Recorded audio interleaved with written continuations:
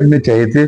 Corporate को चाहिए थे, उद्योगपतियों को कैसे मिले, सरकार की वो एक मंशा काम करी। तो ये निजीकरण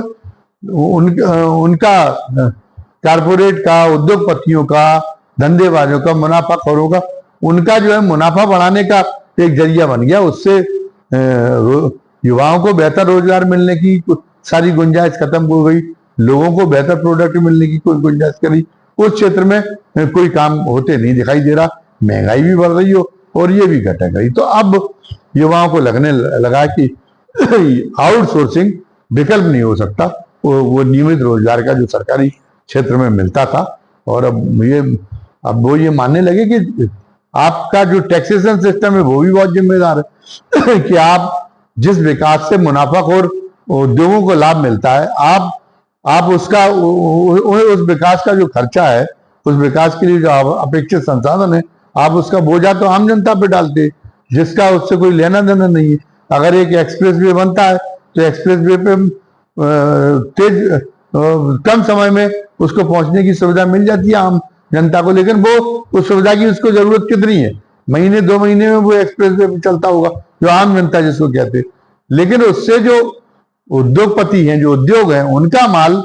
ज्यादा माल और कम समय में वो बहुत दूरी तक पहुंचाया जा सकता है। तो वो कम डीजल के खर्च में और वो ज्यादा माल पहुंचाने की स्थिति बन गई। तो मुनाफा उनका बढ़ा है, तो कायदे से वसूली तो उनसे एक्सप्रेसवे की होनी चाहिए, लेकिन एक्सप्रेसवे की वसूली आप उसके लिए भी संसाधन जो जुटाने का काम कर रहे, वंदे भारत जैसी ट्रेन जिसमें आम जनता को चलना नहीं है, उसके लिए जो संसाधन जुटाने का काम कर रहे, वो तो आम लोगों से कर रहे। तो आम लोगों से आप टैक्स जुटा के और उनको संसाधन जुटाने का काम कर रहे, और उसके लिए उस विकास के लिए संसाधन जुटाने का काम कर रहे जो विकास जो आवासीय है, आम जनता के हित के नाम पे वो आवासीय है, आम जनता के कोई हेतु उनसे बड़े पूरे नहीं हो रहे, उनसे केवल मुनाफाखोर उद्योगों के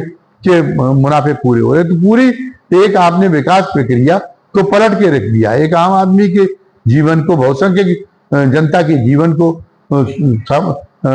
संवारने में और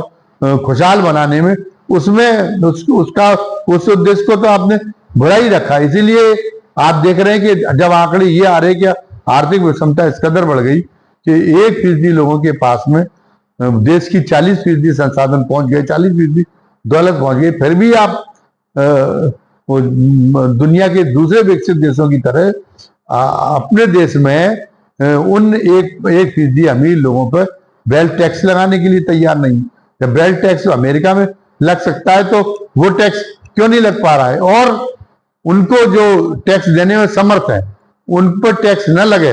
उनको लगातार उनको काला धन उपार्जन करने का मौका मिलता रहा। इसलिए अगर विपक्ष ने वो मांग उठाई कि हम एक सर्वे कराएंगे, कहाँ लोगों ने नाजायज तरीके से पैसा इकट्ठा कर रखा, हम उनका जब्त करेंगे, तो आप उसके बारे में दूसरे ढंग का प्रचार कर रहे कि सर्वे करा के वो लोगों की मेहनत की जो की कमाई है, उस मेहनत से मकान बनवाए, औरतों के मंगलसूत्र बनवाए, वो जब्त करने का काम विपक्ष कर रहा है। अब उल्टी बात कर रहे हैं आप वास्तव में आम जनता की का कोई बचाव नहीं कर रहे, ना उसको आम जनता का खतरा है, लेकिन आप ये चाहते हैं कि उन पर टैक्स का बोझा न बढ़े,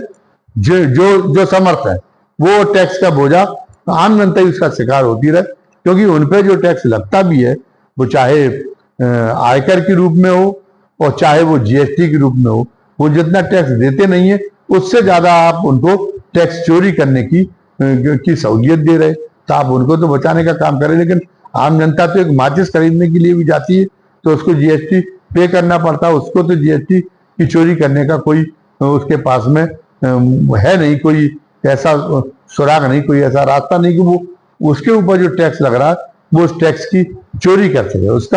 उसके लिए कोई रास्ता उपलब्ध नहीं है, और जिनको समर्थ लोगों के लिए सबसे ज्यादा रास्ता है। तो अब युवा एक मांग करने लगे, तो ये सरकार के लिए एक बड़ी चिंता का विषय हो गया है। और ये बहुत अच्छा है कि जो ये असल मुद्दे थे, महंगाई और बेरोजगारी जैसे, इन पे दिखाई दे रहा था कि चुनाव में इन मुद्दों पे तो विचार होना ही नहीं। अब इन मुद्दों पर जब चुनाव लौट रहा है तो लग रहा है कि नहीं, वास्तव में भारत में पहले भी जैसे इमरजेंसी में लोगों ने सरकार को बदल के इस बात का परिचय दिया था कि भले ही साक्षरता देश में बहुत ज्यादा ना हो, लेकिन लोग राजनीतिक रूप से बहुत इस देश के पर्याप्त परिपक्व हैं। तो अब एक बार फिर जब युवाओं में जब देखा जा रहा है कि वो किसी वर्ग, किसी जाति वर्ग के, सवर्ण युवाओं में भी इसके लिए गुस्सा है, और वो शेड्यूल कास्ट के और जो ओबीसी की युवा वो तो चर्चा कर रही है, तो पूरे युवाओं में ये धीरे धीरे ये चर्चा का विषय बना हुआ है। भले ही अब उस ढंग से मुखर नहीं है मतदाता, तो वो उनकी प्रतिक्रियाओं का अंदाजा, जितनी भीषण प्रतिक्रिया है रोजगार घटने को लेकर, उसका अंदाजा न सरकार को हो पा रहा न विपक्ष को हो पा रहा। लेकिन जो जमीनी स्तर पे जो लोग सर्वे करने गए, उन्होंने ये जो देखा है, तो उन्हें ये लग रहा है कि अब की बार के जो चुनाव परिणाम है बहुत ही अप्रत्याशित होने वाले हैं, और उनमें रोजगार का मुद्दा बहुत ही निर्णायक भूमिका अदा करने वाला। जय हिंद, जय भारत।